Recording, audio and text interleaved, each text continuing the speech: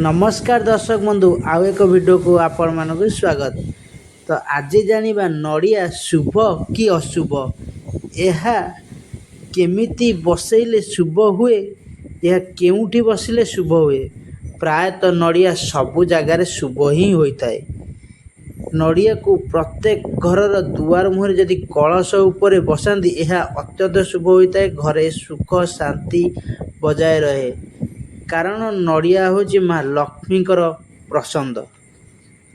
माँ लक्ष्मी कलश उपरे प्रसन्न हुंदी, कारण कलश उपरे आंबडाल उपरे जदि नड़ियाटे थाए आहुरी प्रसन्न हुंदी, कारण से घर को माँ लक्ष्मी बास बोली कहुए।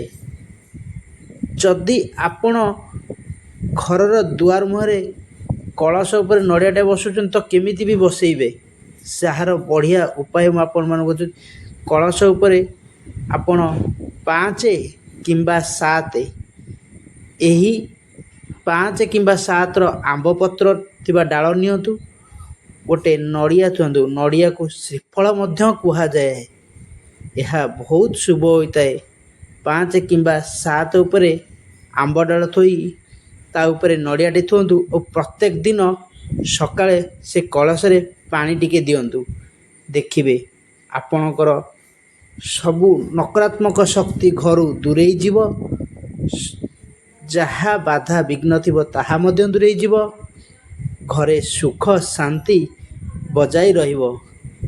यह जदि आपण मानिबे बहुत शुभ होता है। आ प्रत्येक दिन जदि सकाळु आंब पत्र गोटे हार बने कि आपण दुआर मुहर मध्य टंगीबे, यह मध्य शुभ होता है।